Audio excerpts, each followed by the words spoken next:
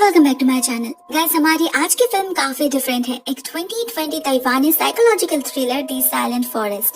ये एक real story based कहानी है दोस्तों। ताइवान के एक स्पेशल स्कूल में जहाँ डीफ एंड म्यूट बच्चे पढ़ते हैं, वहाँ घटी एक सेक्सुअल अब्यूज स्कैंडल से इंस्पायर्ड है ये कहानी। IMDb पर इसका रेटिंग है 7.2 आउट ऑफ 10 और 92% गूगल यूजर ने इसे लाइक किया है। फिल्म शुरू होती है एक यंग लड़की चेंग चेंग के साथ। वो एक स्पेशल चाइल्ड है, डीफ एंड म्यूट। वो ना कुछ सुन सकता है ना बोल सकता है। इतने दिनों से वो बाकी बच्चों की तरह नॉर्मल स्कूल में पढ़ता था, मगर उसे कोप अप करने में बहुत प्रॉब्लम होती थी। वो उनसे सोशलाइज नहीं कर पाता था, उनके बीच खुद को डम फील करता था। इसीलिए उसने एक स्पेशल स्कूल में ट्रांसफर ले लिया, the school for special children. यहाँ पर सभी उसी की तरह है, तो अनकंफर्टेबल फील करने की कोई बात नहीं। उसकी मुलाकात होती है एक टीचर से, मिस्टर वांग। वो काफी सिंपैथेटिक है, इन स्पेशल बच्चों को स्पेशली ट्रीट करते हैं, उन्हीं की तरह साइन लैंग्वेज में बात करते हैं उनसे। बाकी टीचर्स भी अच्छे हैं और स्टूडेंट्स भी। चेंग को ये स्कूल अच्छा लगने लगता है। उसकी एक दोस्त भी बन जाती है, बेबी। एक रात चेंग को नींद नहीं आ रही थी, तो वो हाथ में फोन लेकर निकल पड़ता है फ्री वाईफाई की तलाश में। उसे वाईफाई तो नहीं मिलता, मगर हॉस्टल के स्टोर रूम में से किसी की आवाज जरूर सुनाई देती है, हल्की सी दबी हुई आवाज, जैसे कोई दर्द में चिल्ला रहा हो। चेंग उसी तरफ जाने लगता है, तभी उसे बेबे बुला लेती है। वो दोनों एक पूल के पास जाकर बैठ जाते हैं। चेंग उससे उस आवाज के बारे में पूछता है, तो बेबे कहती है वो सब कुछ नहीं, वो लोग तो खेल रहे हैं। चेंग को कुछ समझ नहीं आता, इतनी रात गए कोई क्यों खेलेगा, वो भी स्टोर रूम में। फिर भी वो उतना ध्यान नहीं देता। नेक्स्ट डे स्कूल से लौटते वक्त चेंग देखता है रास्ते पर 8 इमॉर्टल्स वाला प्ले चल रहा है। ये बेबी का फेवरेट है, तो चेंग जाता है उसे बुलाने, मगर उसे बेबी कहीं नहीं दिखती, सिर्फ उसका बैग पड़ा था। उसे ढूंढते ढूंढते चेंग बस के पीछे जा पहुंचता है, जहाँ कुछ स्टूडेंट्स आपस में खेल रहे थे। ये लोग बेबी के दोस्त थे, तो चेंग बहुत कैजुअली उनसे पूछना चाहता है, मगर उसे वहाँ जो दिखता है उससे उसकी रूह कांप उठती है। वो देखता है यहाँ पर 3 लड़के मिलकर बेबी का रेप कर रहे थे। 2 जूनियर स्टूडेंट्स उसके हाथ पकड़ के रखे थे और एक सीनियर उसे असॉल्ट कर रहा था और दूसरा सीनियर जियाओ उन्हें देख रहा था। वो चेंग को अपना मुंह बंद रखने के लिए कहता है।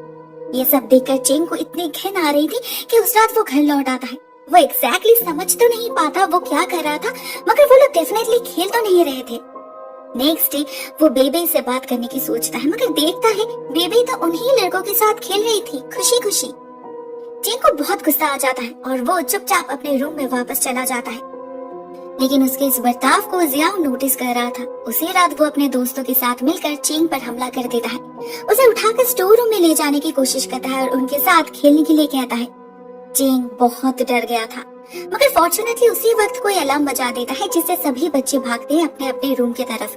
ये बेबी थी जो चेंग को बचा रही थी। शायद उसे पता था इसके बाद वो लोग क्या करने वाले थे चेंग के साथ। एक्चुअली उसे सब कुछ पता है, उसे पता है ये गलत है, मगर फिर भी वो चुप है। चेंग उसे टीचर को इन्फॉर्म करने के लिए कहता है, तो वो डायरेक्टली मना कर देती है। कहती है उससे कुछ नहीं होगा, अगर वो लोग कंप्लेन करेंगे तो कोई उनके साथ नहीं खेलेगा, वो लोग अकेले बढ़ जाएंगे। वैसे भी वो लड़के बेबी के दोस्त थे, उस बुली को छोड़कर बाकी समय तो अच्छे से ट्रीट करते हैं उसे। बेबी को कोई प्रॉब्लम नहीं। इवन वो चेंग को भी उनसे दोस्ती करने के लिए कहती है। इससे अगर इन फ्यूचर उसे भी बेबी को बुली करना पड़े तो कोई बात नहीं। चेंग उसके बातों से हैरान हो जाता है, लेकिन वो ऐसा चुप नहीं बैठ सकता था। नेक्स्ट डे उस बस में चढ़ने की हिम्मत ही नहीं हो रही थी उसे। वो स्कूल में ही रुक जाता है जब उसकी मुलाकात होती है मिस्टर वांग से। चेंग और खुद को रोक नहीं पाता। वो मिस्टर वांग को सब कुछ बता देता है, साथ में बेबी को भी खींच ले जाता है उनके पास। बेबी तो जाना बिल्कुल भी नहीं चाहती थी, ना उसे कोई कंप्लेन करनी थी, उसे किसी से कोई शिकायत नहीं, मगर उसका चेहरा कुछ और कह रहा था। मिस्टर वांग के बहुत मनाने पर फाइनली वो सब कुछ एक्सेप्ट कर लेती है। कहती है ये सब बहुत दिनों से चल रहा है। उसने बहुत बार उन लड़कों को मना किया है, रोकने की कोशिश की है, इवन उनके डॉर्म टीचर मिस डाओ को भी इन्फॉर्म किया है, मगर कुछ चेंज नहीं हुआ। मिस डाओ ने तो डायरेक्टली कह दिया कि ये कोई बुली नहीं है, वो लोग तो खेल रहे हैं। बेबी को डर है, बात अगर ज्यादा फैल गई तो उसे घर भेज दिया जाएगा। उसके पेरेंट्स नहीं है, अपने ग्रैंड पेरेंट्स के पास पली बड़ी है वो। बेबी उन्हें अपसेट करना नहीं चाहती, ना फिर से पहले की तरह घर में कैद होना चाहती है वो। मिस्टर वांग उसके भावनाओं को समझ पा रही थी। वो सबसे पहले प्रिंसिपल से बात करते हैं। प्रिंसिपल भी इस मामले में फैमिली को इन्वॉल्व करना नहीं चाहते थे। एक लड़की के फ्यूचर का सवाल है, लेकिन एक्चुअल में तो वो स्कूल की रेपुटेशन को लेकर ज्यादा परेशान थे। जो भी हो, मिस्टर वांग के फोर्स करने पर एक इन्वेस्टिगेशन स्टार्ट होता है। उनका शक था बेबी अकेली विक्टिम नहीं है, और भी बहुत सारे लोग हैं। सबसे पहले उसने जिन लड़कों का नाम लिया था उन्हें इंटेरोगेट किया जाता है, यू जियांग और वाई हुआ। उनसे और भी कई सारे स्टूडेंट्स का नाम पता चलता है जो इस असॉल्ट में या तो इन्वॉल्व थे या फिर विक्टिम। धीरे धीरे बिल्कुल चेन की तरह एक के बाद एक इंसिडेंट सामने आने लगते हैं। फाइनली पता चलता है इस ब्रूटल खेल का शिकार 4th ग्रेड से लेकर 8th ग्रेड तक हर कोई कभी न कभी बने थे। लड़का लड़की सभी, इन टोटल 127 स्टूडेंट्स। सभी का एक ही कहना था, उनके सीनियर्स उनके साथ खेलते हैं तो वो भी अपने जूनियर्स के साथ खेलते हैं। उन्हें पता है ये गलत है, सेक्सुअल असॉल्ट है। उन्हें भी अच्छा नहीं लगता जब कोई उनके बाथरूम में घुस जाता है, उन पर हाथ डालता है, उनका पैंट खींचता है, मगर फाइट बैक करने की हिम्मत किसी में नहीं। एट लास्ट एक नाम सामने आता है, जियाओ। मेनली वो ही लीडर है। तो मिस्टर वांग उससे भी पूछताछ करते हैं, वो ये सब क्यों करता है? क्या वो भी कभी इसका शिकार बना था? जियाओ कहता है वो सिर्फ देखता है मजे के लिए, उसने खुद कभी कुछ नहीं किया और उस पर हाथ डालने की हिम्मत किसी में नहीं। ये कहकर एक क्रीपी सा स्माइल देता है वो, जो काफी डिस्टर्बिंग था। जब बेबी की फैमिली तक बात जा पहुंचती है तो उसे घर बुला लिया जाता है और इधर चेंग को कुछ लड़के मिलकर बहुत मारते हैं। उसके कंप्लेन के कारण ही तो इतना सब कुछ हो रहा है। चेंग नेक्स्ट डे बेबी से मिलने जाता है। वो स्कूल लौटना चाहती थी, इतना सब कुछ हो जाने के बाद भी। असल में वो इस आउटर वर्ल्ड से डरती है, लेफ्ट आउट फील करती है। यहाँ उसका कोई दोस्त नहीं। वो स्कूल जैसा भी हो वहाँ पर वो कंफर्टेबल है। उसके कहने पर मिस्टर वांग और चेंग उसके ग्रैंड पेरेंट्स को समझाने की कोशिश करते हैं, मगर उन्हें डर है अगर बेबी प्रेग्नेंट हो पड़ी तो क्या होगा। वो डायरेक्टली मना कर देते हैं, उनके मुंह पर दरवाजा बंद कर देते हैं, मगर चेंग हार नहीं मानता। वो बेबी की हालत अच्छे से समझ सकता है, उसकी हालत भी तो सेम ही है। तो वो पर्सनली बेबी के दादू से जाकर मिलता है, उन्हें समझाता है कि वो लोग बाकी सबसे अलग है। इन हियरिंग एड्स और साइन लैंग्वेज से सोशलाइज करना उनके लिए बहुत मुश्किल है। नॉर्मल लोगों के लिए वो अब नॉर्मल है, एक बोझ है समाज में, मगर अपने जैसों के बीच वो खुद को नॉर्मल फील करते हैं। वो प्रॉमिस करता है कि स्कूल में वो बेबी का ख्याल रखेगा। इस बार दादू मान जाती है और बेबी भी स्कूल लौट पाती है। कुछ दिनों तक सब कुछ ठीक रहता है। चेंग हमेशा बेबी के साथ रहने लगता है। मिस्टर वांग खुद उसे घर छोड़ने जाते थे। ऐसे बेबी तो बच गई, मगर चेंग खुद को बचा नहीं पाया। एक दिन स्कूल खत्म होने के बाद जाओ अपने ग्रुप के साथ मिलकर चेंग को फिर से स्टोर रूम में ले जाता है और उसी के ही एक क्लासमेट बाउडी को असॉल्ट करने के लिए कहता है। यहाँ पर बाउडी और चेंग दोनों ही विक्टिम थे। चेंग करना तो नहीं चाहता था, मगर जाओ कहता है अगर उसने ऐसा किया तो वो बेबी को और कभी परेशान नहीं करेगा। चेंग के पास और कोई ऑप्शन भी तो नहीं था। वो उनका कहना मान लेता है और ये लोग उसकी वीडियो बना लेते हैं। यहाँ तक हमें जियाओ का जो डार्क साइड देखने मिला है, उससे क्लियर था कि वो एक बहुत ही बदमाश लड़का है, मगर बात शायद कुछ और भी थी। एक दिन हम उसे रोते हुए देखते हैं। वो किसी का मैसेज पढ़ रहा था, किसी ने उसे मिलने के लिए बुलाया था, मगर इस मैसेज से वो इतना डर क्यों रहा था। उधर हम चेंग को देखते हैं। वो बस 5 मिनट के लिए बेबी को अकेला छोड़कर कहीं गया था। जब वो लौटा बेबी वहाँ नहीं थी, वो वॉशरूम में थी और फिर से उसका रेप हुआ था। इस बार जाओ ने खुद उसका रेप किया था, लेकिन इस बार बेबी कोई एक्शन लेने से मना कर देती है। इस बार अगर वो घर गई तो फिर कभी लौट नहीं पाएगी। चेंग को बहुत गुस्सा आता है। जियाओ ने प्रॉमिस किया था बेबी को परेशान ना करने का, तो वो जाके उसकी बहुत पिटाई करता है। सरप्राइजिंगली इस बार जाओ ना फाइट बैक करता है ना डिफेंड, और नेक्स्ट डे पता चलता है उसने अपना हाथ काट के सुसाइड करने की कोशिश की है।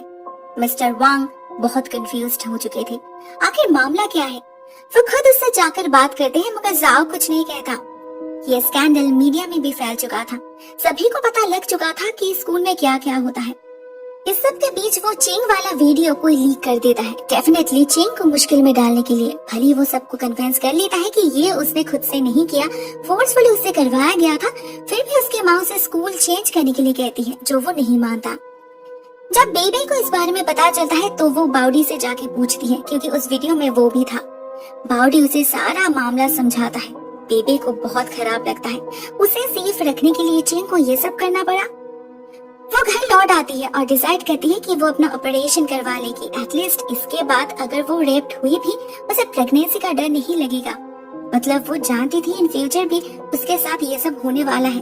फिर भी वो स्कूल में लौटना चाहती थी। उन असॉल्ट से ज्यादा उसे इस आउटर वर्ल्ड से डर जो था। वो चेंग को मैसेज करके सब कुछ बताती है और चेंग इन्फॉर्म करता है मिस्टर वांग को। दोनों मिलकर उसी वक्त उसे ढूंढने निकलते हैं। फॉर्चुनेटली ठीक समय मिस्टर वांग बेबी को रेस्क्यू भी कर लेते हैं, मगर जिस मेंटल स्टेट में वो पहुंच चुकी थी उस ट्रॉमा से निकलने में उसे वक्त लगेगा। चेंग खुद को और संभाल नहीं पा रहा था।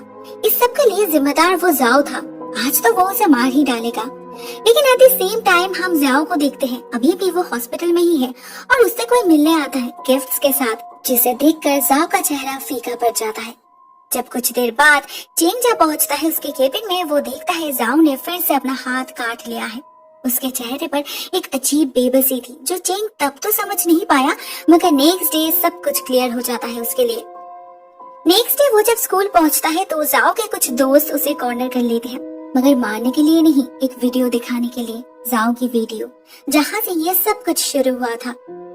चेंग को पता चलता है जाओ भी असल में एक विक्टिम है। वो जब 4th ग्रेड में था तब उनके स्कूल के 8 टीचर ने पहली बार उसे मोलेस्ट किया था।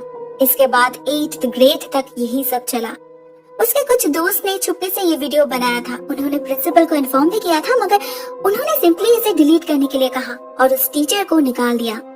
मगर क्लियरली उस टीचर ने जाओ का पीछा नहीं छोड़ा। वो अभी भी उसे रेगुलरली असॉल्ट करता है स्कूल के बाहर।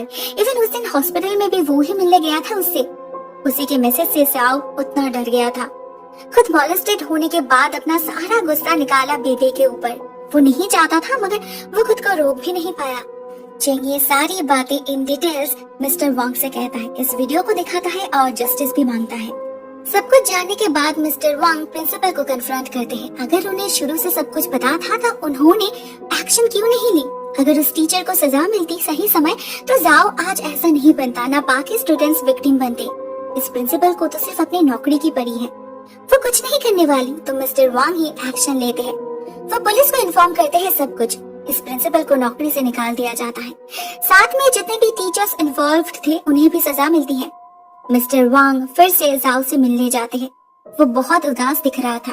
मिस्टर वांग जब उसे बताते हैं कि उस टीचर के बारे में उसे सब कुछ पता है तो जाओ टूट पड़ता है। कहता है वो खुद से नफरत करता है क्योंकि वो उन असॉल्ट से इतना यूज्ड हो चुका था कि उसे इन अ वे ये अच्छा लगने लगा था।